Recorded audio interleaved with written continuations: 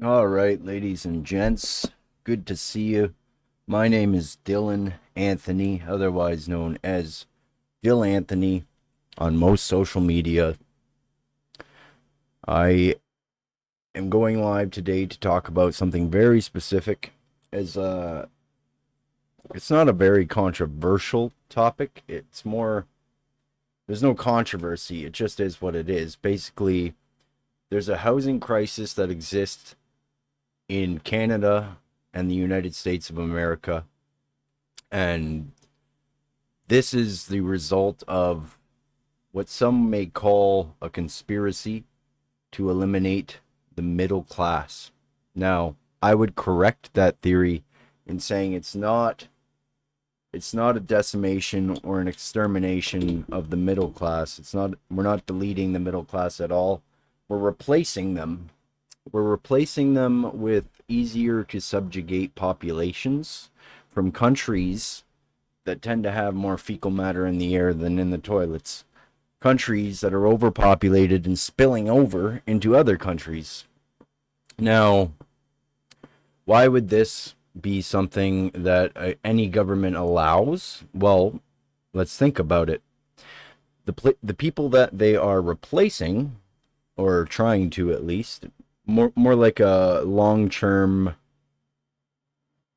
systematic extermination, genocide, basically trying to breed them out of existence. I would call that the closest thing to correct in terms of a statement.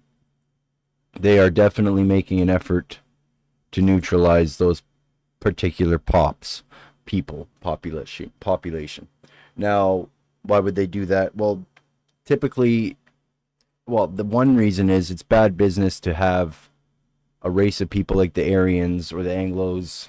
There's the Anglo-Saxon, the Aryan race, typically seen to be less easy to subjugate based on the fact that they are stronger in body and mind, generally speaking, than most other races. If we look at the other races of the world, we have, and if you read books like The Bell Curve, what I'm about to say isn't actually like groundbreaking, or it may be controversial to say, but it's absolutely empirically evident. It's factual. We've seen it.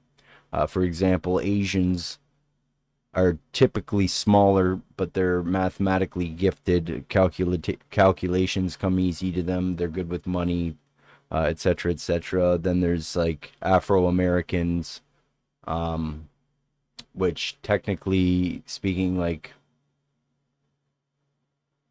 North African, basically they are gifted athletically, very much so, in the sense that they outperform a lot of other races in sporting events in general. So like that, you have to be exceptionally uncommon amongst uncommon in, let's say, Chinese descent to be a prolific basketball player, let's say. But there, it's not to say that doesn't happen. There's examples of this in present history and present day, and past history, recent history. Yao Ming Jr. being one of them. But generally speaking, people like the Aryans are well-rounded individuals that are strong in mind and body.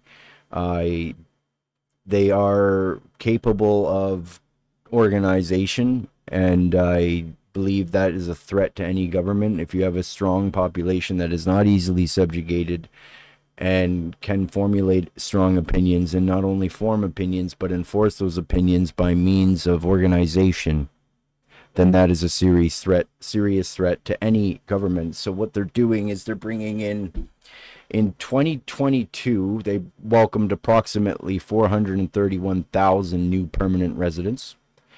And this was actually a target set for 2023.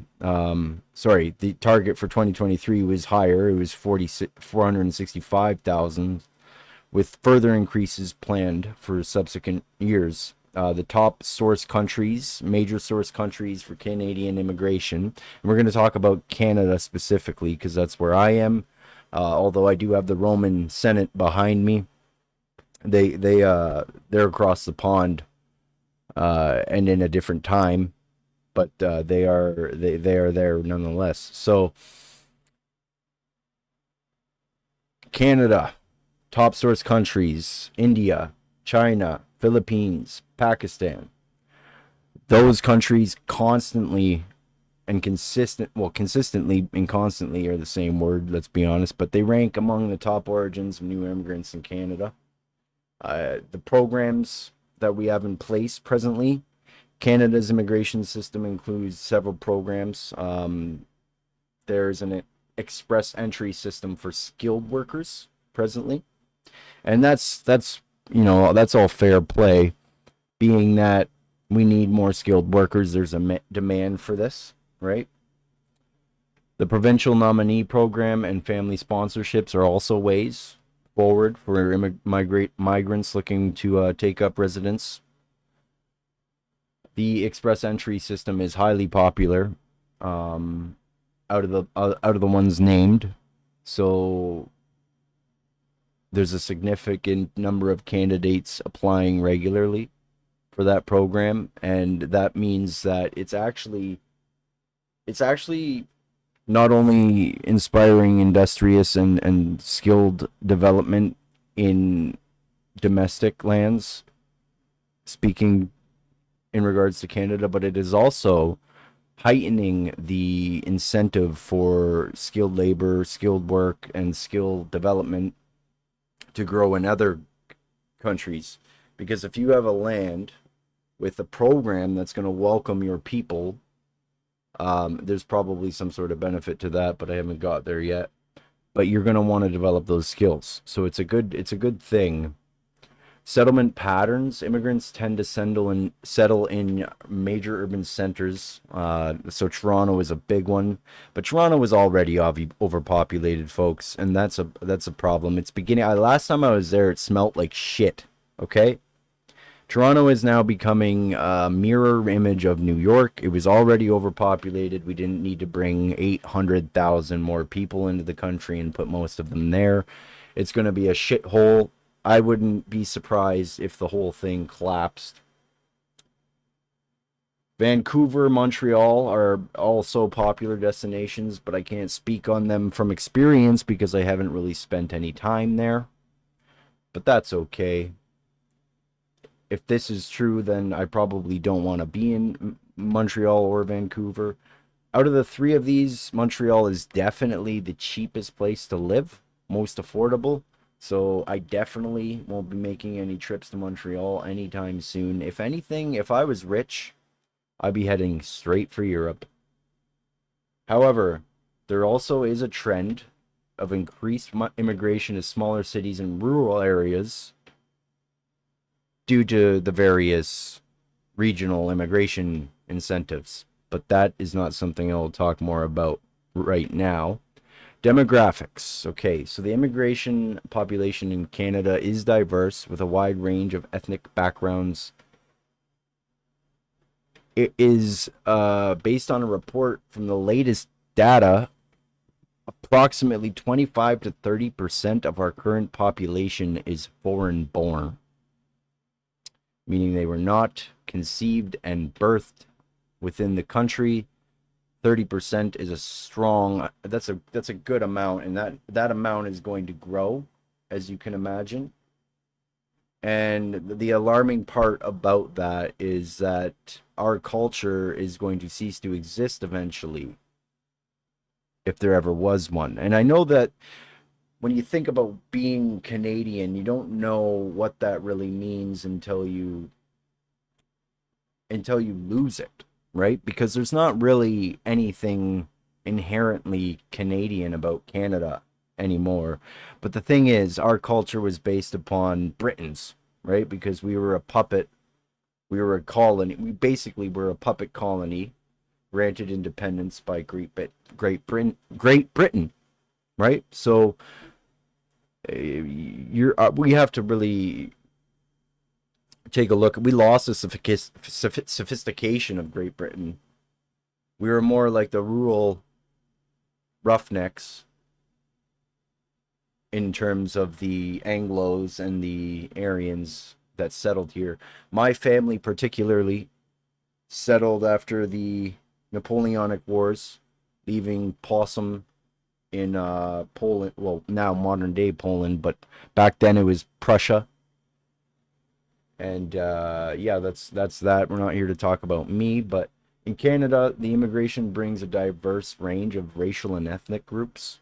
While the term race can be complex and multifaceted, common classifications are often used in demographic studies. So we're going to use them today, and I'm gonna just rattle off the list here. South Asian, including India, Pakistan, Sri Lanka, and Bangladesh.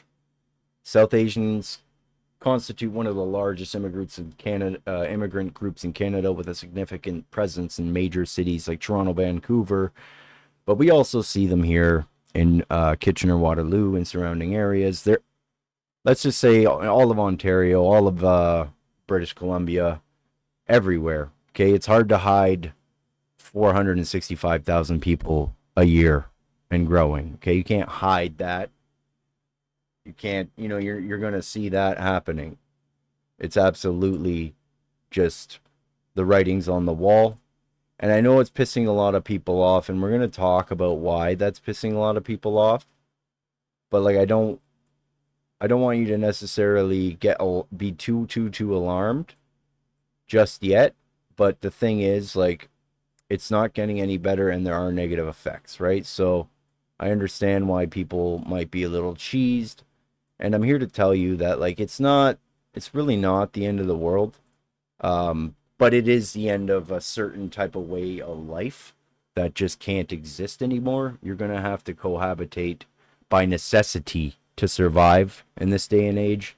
And that's just based on the cultures that we're bringing in and their comfortability in terms of being stuffed into like a 2-bedroom apartment with 6 people. Like, that's just how they live there. That's how they're fine with living here, so you can't really do anything about it.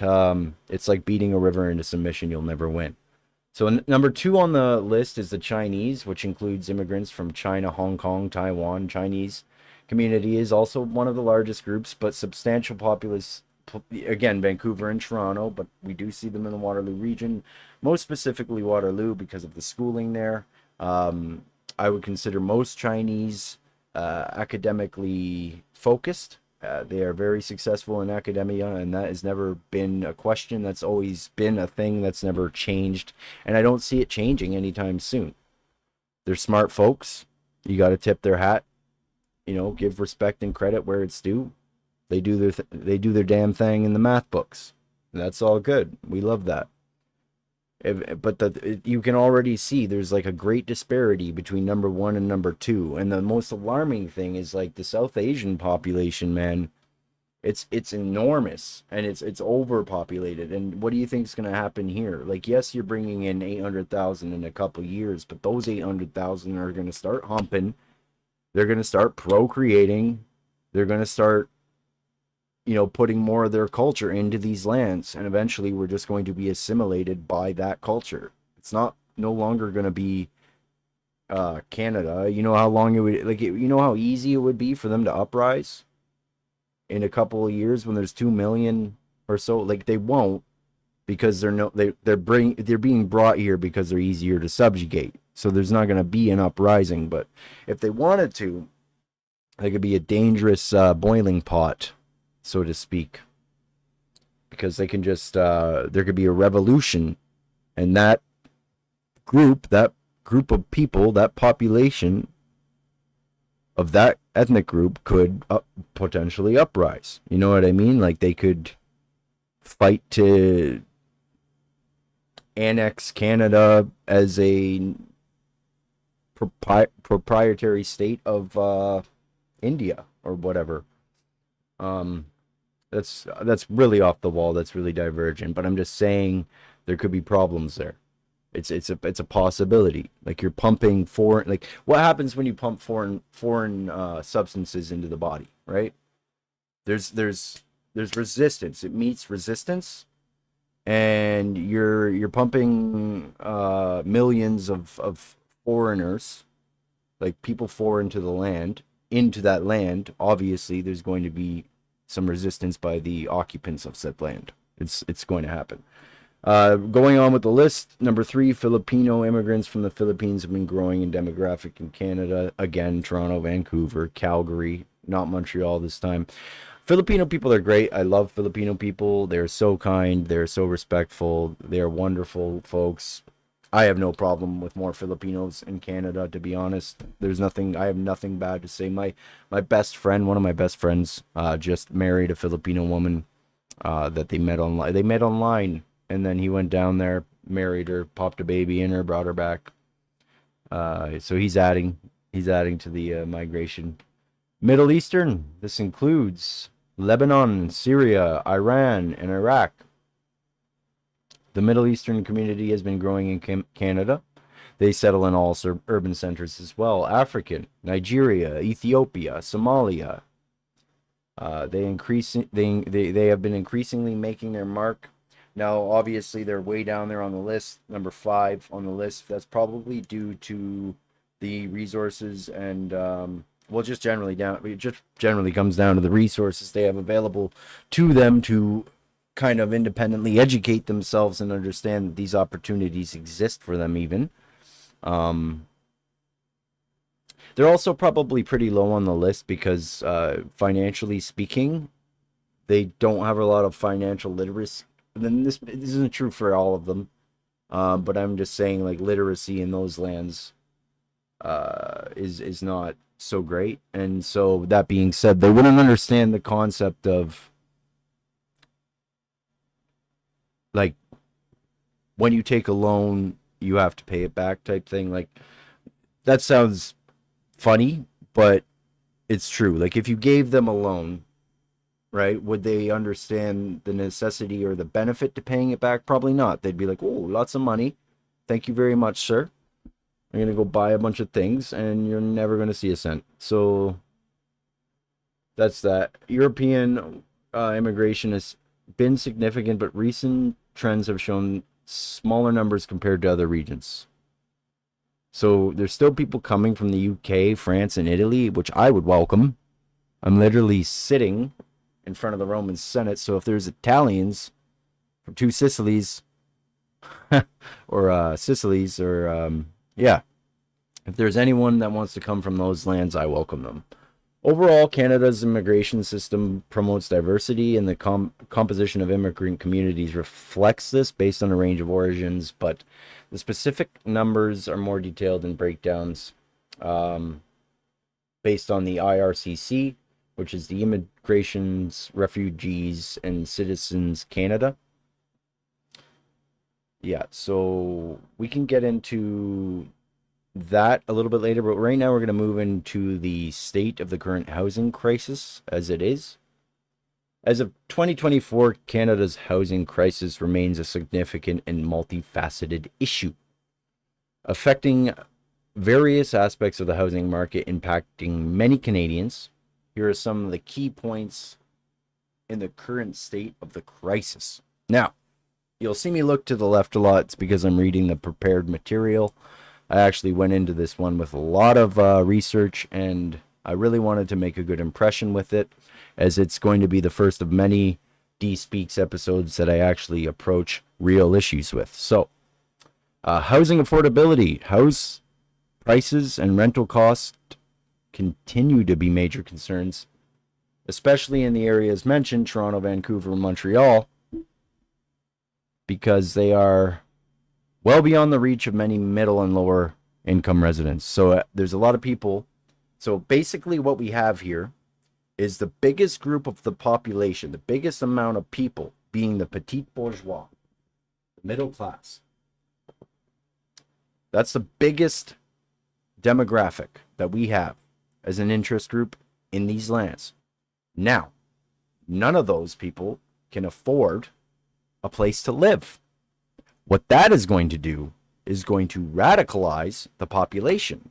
And when the population radicalizes, there's going to be resistance, unrest, possibly revolution. I doubt that there will be a revolution because people are pussies these days. But if any amount of us were just savage enough to say, enough's enough, let's storm Ottawa. Let's take the fight to Parliament and let them know we're serious. Now, that could result in a lot of things that are, and none of them good for the people that are in those crowds. And I won't get into that. But the consequence of not standing behind your convictions and what you believe in is far greater than the consequence of doing so. You got to stand behind. If there's something wrong, you have to right it. Okay? You got to fight. You got to fight for what you believe in. You can't just let it slide. You don't get nothing done just letting things slide. What's the worst that they can do? Rain gunfire? Based on the situation, they'd be doing us a service. Right? You understand me? Supply and demand imbalance is the next one. Now, there is a persistent mismatch between housing supply and demand. Despite the efforts to increase the housing supply through new construction and development, the demand for affordable housing often outstrips the available supply. This is exacerbated by factors such as population growth, immigration, and urbanization. Now, what is urbanization for those who don't know?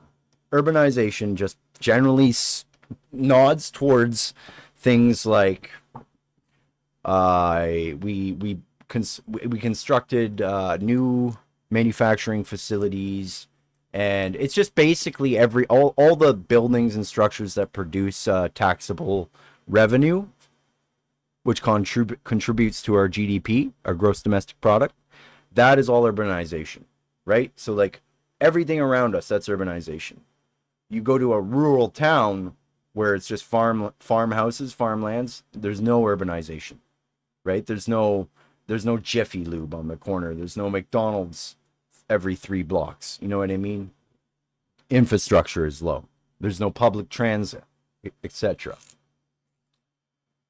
So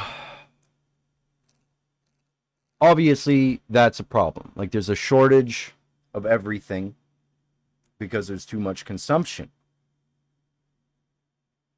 That's the simplest way to put it.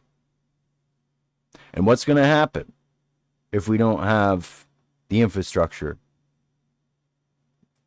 People are going to starve. People are going to die of attrition, which is just going to add to the radicalization of the population. But what population is going to suffer that fate? More than likely, the domestic population. More than likely, the Canada that was here before it became something else. Before it became what it is. Before it became a landing place for everybody else. Before it became the nesting ground for populations that aren't our own. With different values, different beliefs, different diets, different disease. Everything. We're fucking, part of my language, I'm trying not to swear, but we're fucking up the biodiversity. Everything is getting jacked up. Because a single beetle coming over from China that can procreate into 1 million beetles is going to disrupt the biodiversity. It's going to disrupt the stasis, right, of what's going on in that environment. And that's exactly what is happening right now, but with people, because they are not forcing it upon us, but they are taking opportunities and they're making the most of them, which is commendable. Hats off to you. But they're using those opportunities like commercial real estate to put in like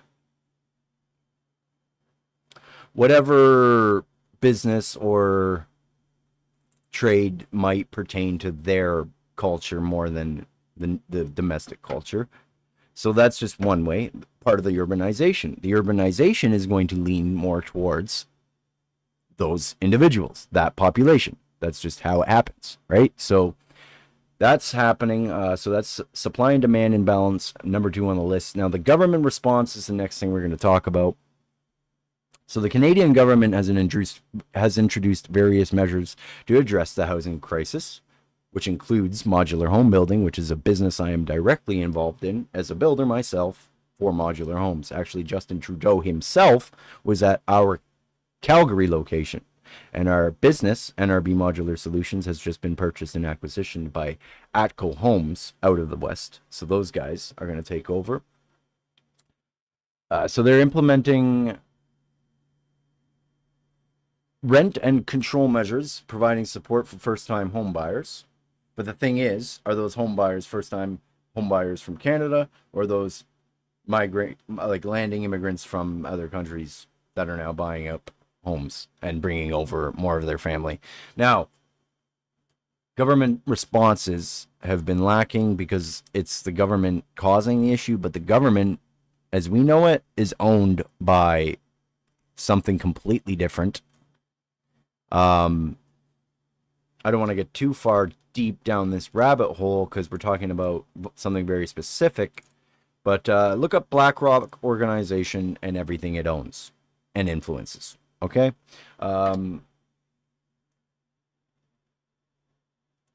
Federal and provincial governments have also announced plans to build more affordable housing units and to invest in housing infrastructure. Now, this is something that I have a little bit of inside information on. Little fun fact, if you will. The company that I work for builds modular homes, which is Trudeau's attempt at a response to the housing crisis, because we can construct a 2-year project in 6 months, and they just dumped $500 million into our business, which is part of the reason why we were acquisitioned by Atco Structures. So that's one of the parts of the government response.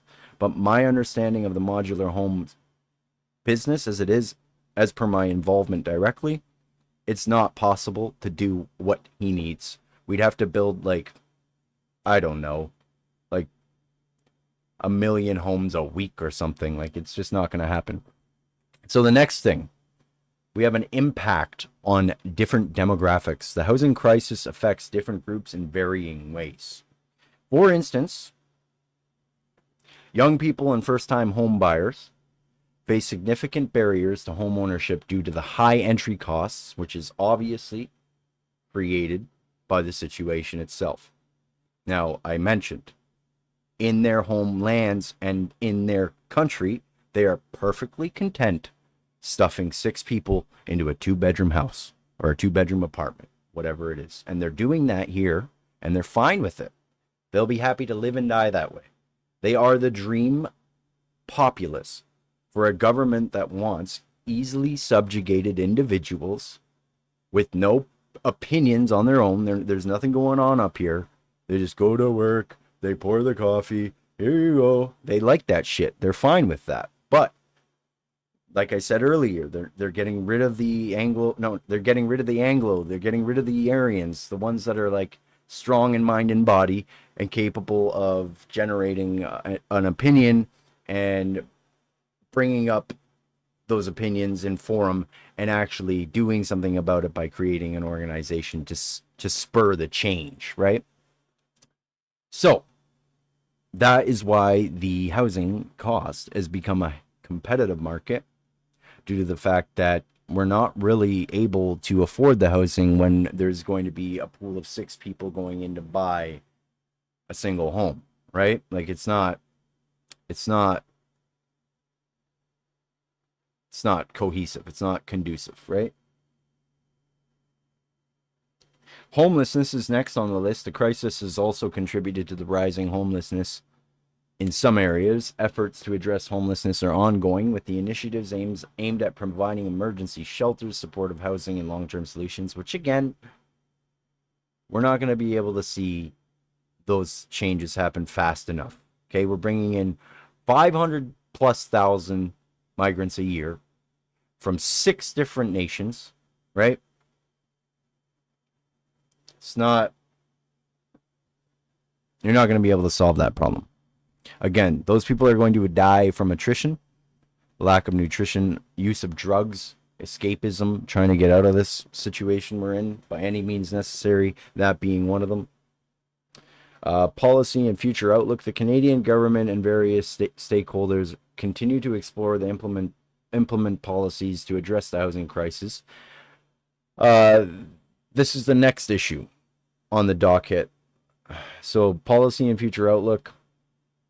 They're trying to improve the zoning laws and increase funding for affordable housing projects and support innovative housing solutions. Again, that's pointing towards modular solutions, the industry that I'm involved in. Overall, while there are ongoing efforts to mitigate the housing crisis, it remains to be a critical issue and probably will remain to be a critical issue. It requires comprehensive and sustained action, but I really don't think that's going to, it's not going to end well. Okay, it's bad and getting worse. We need a war or something. We need to enlist folks. We get rid of them. Like that's, you know what I mean? It doesn't need like that'll probably be the next step in the elimination of the Anglo-Saxon and the Aryans. We're going to conscript them en masse and send them to the front lines. Just generally speaking, I do think that's the plot, right? Like, who wants a population with an opinion, much less a population that can enforce said opinions? They don't want that, and they're doing something about it. So the next thing that we're going to get into is how migration into Canada has affected the housing crisis. So we talked about the housing crisis just now, and before that we talked about migration statistics. Now we're going to pair the two, and we're going to talk about how migration into Canada and the housing crisis correlate, because they're very much tied together. It's cause and effect, decision and reaction,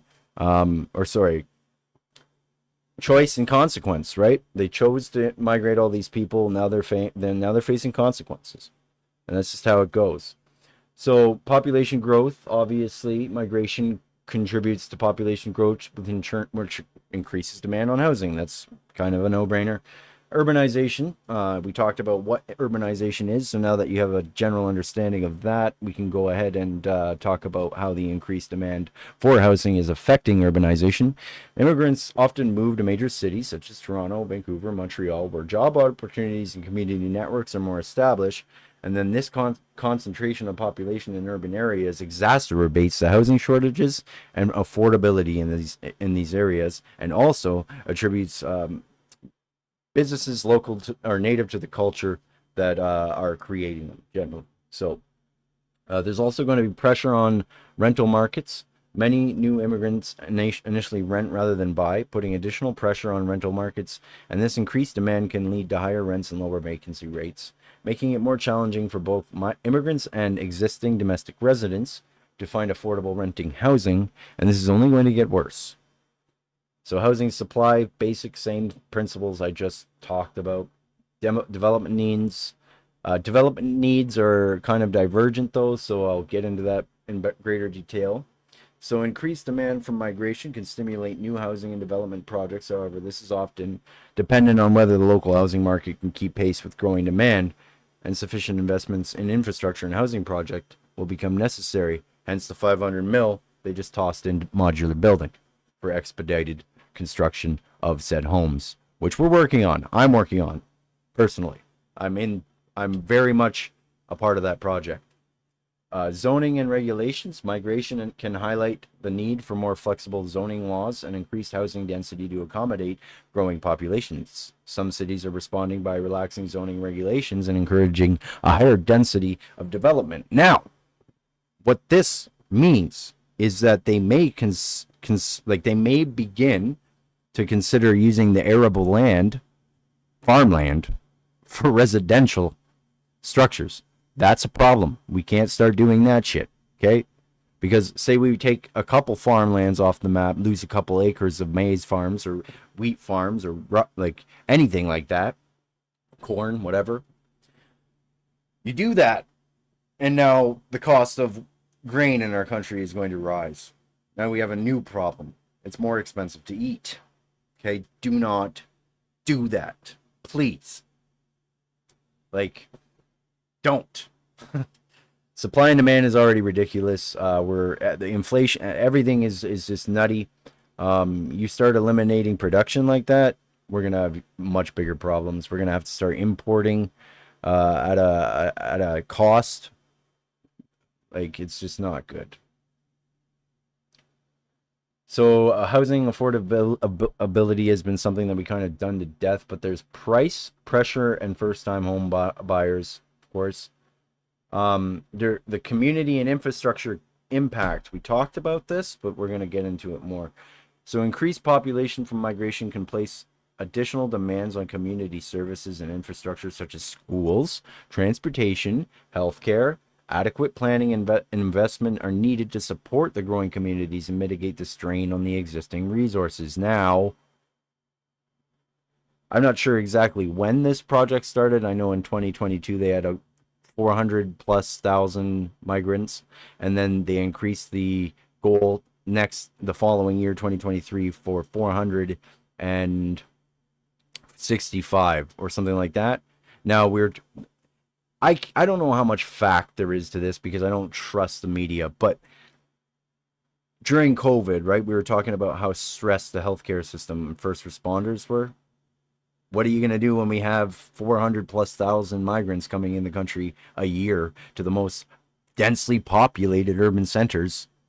Yeah, that's going to get worse. So I hope you're not a nurse. I do hope you don't get sick or need to go to the ER because that's going to be difficult. Yeah, we'll move on to the next part. Schools as well. Actually, you have to consider schools because and daycare, even childcare. Like if you have to hire childcare, there's already wait lists for government approved facilities. What do you think is going to happen when we have 400, 800 plus people coming in, right? It's not, and then those kids start having kids, that population starts reproducing. Problem? I think so. Economic contribution on the positive side, immigrants contribute to the economic revenue generation, so it's their taxable income through their labor, entrepreneurship, and tax contributions, which can support public services, infrastructure development, and the benefits of housing markets. So now you understand sort of why another reason why the government's doing this outside of the fact that they want to get rid of the Aryans and the Anglos to be supplemented with an easier population to subjugate, right? But like that is one positive impact, right? Because these guys, these men and women from different lands come in, they might even be creating job opportunities for people that are struggling. So that is one ray of a small glimmer of light in a very dark situation. I would say that I'm not necessarily like I'm not like against migration, but the particular people that were migrating and their way of life and culture are problematic.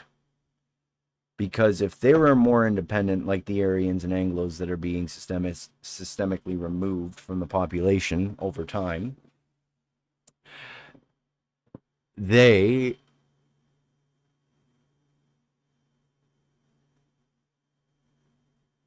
are creating the pressure and pricing by spreading the costs, right? So they're spreading the costs amongst their living situation, the people that are living with them, they're spreading the costs. And so to each individual, the costs are low, which they have to be. Because if you're a landing migrant, the chances of you having a middle to upper strata position in terms of like aristocratic or bureaucratic success, where you're in a higher political sphere of things that you're managing, or unless you're opening the business yourself, you're not doing that. So long-term solutions, ensuring that immigrants have access to housing support and integration services can help manage the impact on the housing market. So that's kind of annoying though, because now you have your domestic population watching the migrated population get all kinds of like placement programs and support, helping them integrate. That's obviously annoying, right? So again, we're going to meet that resistance. We're going to have that radicalization of the domestic population when the migrants are getting what could be considered a free ride, so to speak. They're not really happy about that, right? So we'll get to the summary now here.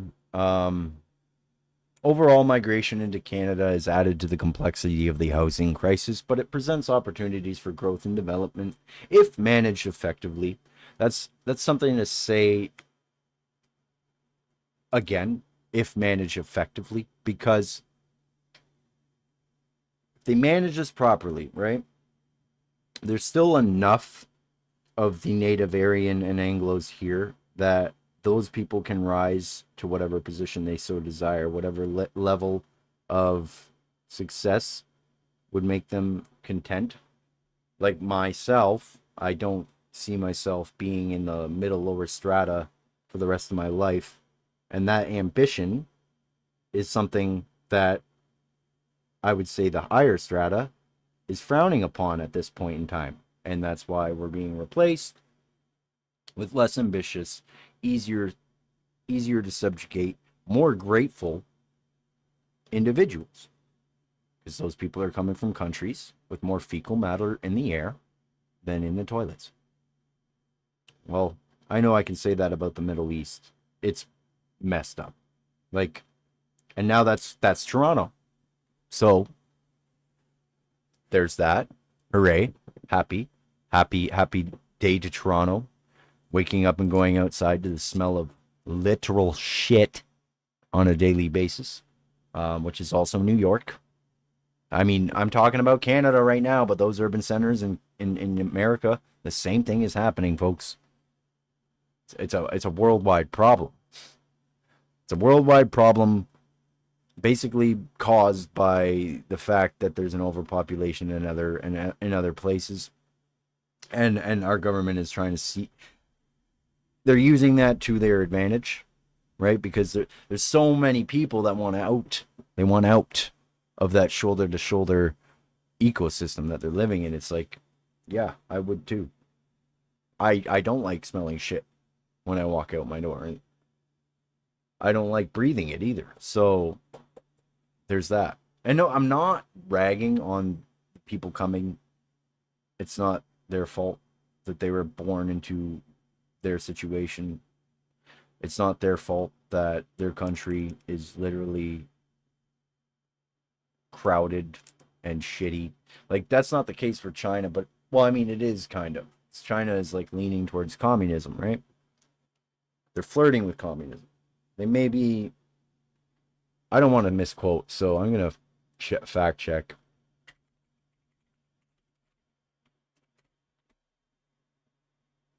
Oh, okay, never mind. The CCP, officially the Communist Party of China. So they are, there is a Communist Party. China is not a liberal or representative democracy. Oh, it's nice to talk about China in this video too, because they're like, they kind of run our shit. Let's just say that. They secured foreign investment rights on our natural resources, and now they own more of them than we do. So that's another topic for another video. It's a socialist democracy and a people's democratic dictatorship under Xi Jinping.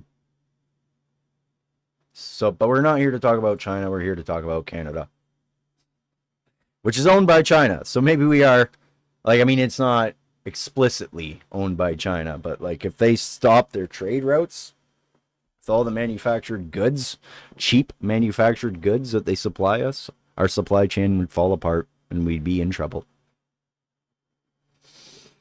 So,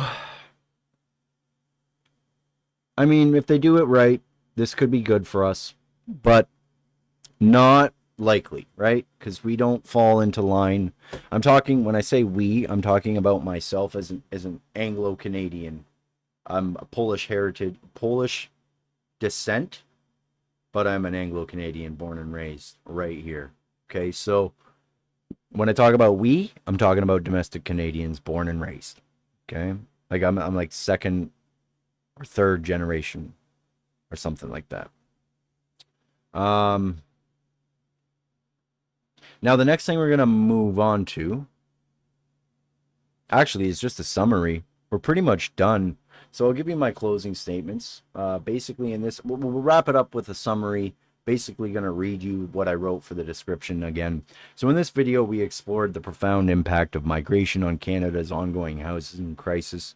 And we discovered how the influx of new immigrants affects the housing demand, rental markets, affordability, and living standard in Canadian cities, specifically major ones. And we dove into the challenges faced by newcomers and long-term residents, and we examined how the migration pressures can drive up the home prices and strain rental availability. We learned the role of urbanization, community services, and the need for updating zoning laws and addressing those issues. We've also discussed how government policies and housing initiatives are evolving to meet the demands of the growing population, from increased development to innovative housing solutions. We found the steps that are being taken to manage the impact of migration on the housing market and ensure a sustainable future for all. I would mess that up. But my question, is there a sustainable future for all without some calamity of events like a war or a civil uprising? What really paints the picture of the future today? What really can be expected when we're rapidly replacing the native population, much like the colonial affairs of America in the 1800s, right?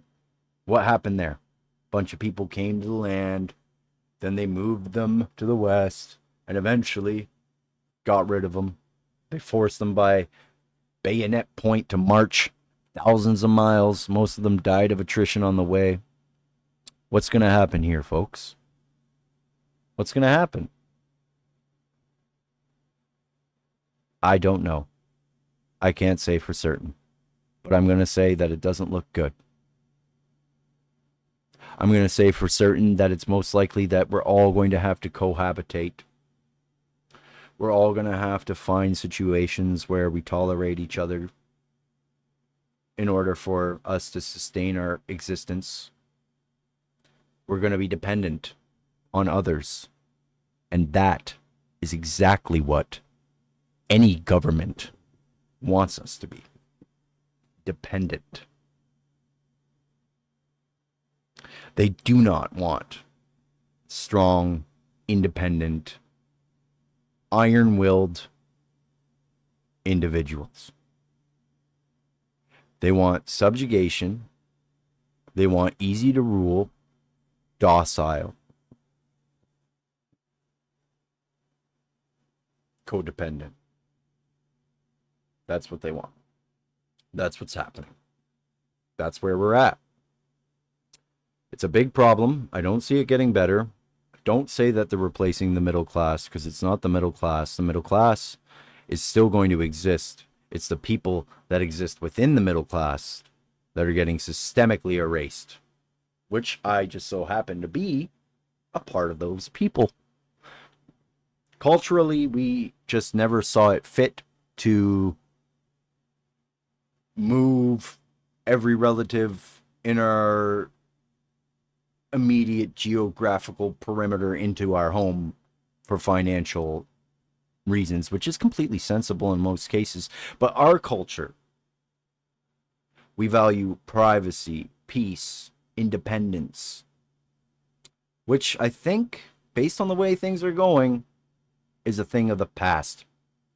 Now, I know this is a lot of controversial ideas coming forth in this, and I want you to know that I'm not knocking the migrants. Okay, I'm not knocking their culture. If you want to live, I would say probably in filth with 5 other people in a 2-bedroom apartment. I use that one a lot because I've walked into a 1-bedroom that I okay, personal anecdote. Okay, I was looking for a 1-bedroom apartment before I found this. Well, I've been here in this current residence for a few years now, but I am cohabitating, as I just said, we'll have to learn to do with someone who owns the 3 bedroom semi detached that I'm in. I'm cohabitating, right? So, but before that, when I was looking for 1 bedrooms, I'd walk into an apartment that I was viewing, and there'd be like, "Where's everyone else?" Expecting that I'd have. Why would I need anyone else? I'm trying to rent a bachelor 1 bedroom. Like, why do I need other people on this applicant? Right? Like, that's the writing on the wall, ain't it? But so I walk in there. There's one person sleeping on the couch, and these guys were definitely South Asian. Yes. So I won't say from where specifically, but they're definitely South Asian. And when they got one sleeping on the first of all, the stench, right? Nasty. As soon as I walked in the door, smelly. So there's one person sleeping on the couch. One guy greeted me at the door, and I walked in the bedroom. There's two more of them sleeping on the bed. That's four in a 1 bedroom. So I said, you know what? I'm gonna be kind when I use my example of a 2 bedroom with 6 people. That is being generous in the description of the living conditions most of these immigrants are comfortable with.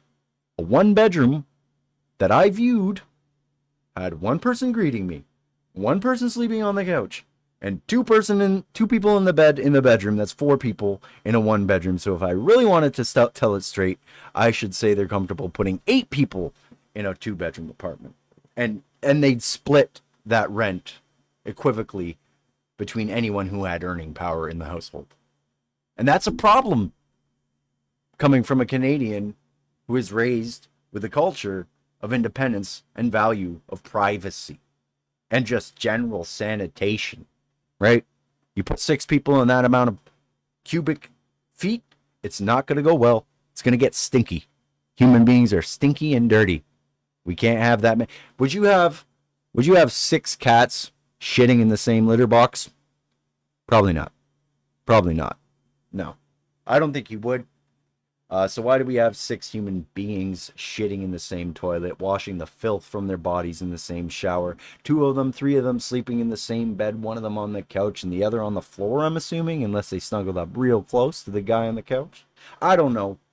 But that's the episode for today. This has been Dyl.A.D Speaks, number 4. There's 3 other episodes. Go check them out if you'd like. I think this one is probably the most in-depth and well presented thus far. There's going to be more if you're listening to the podcast variety of the episode.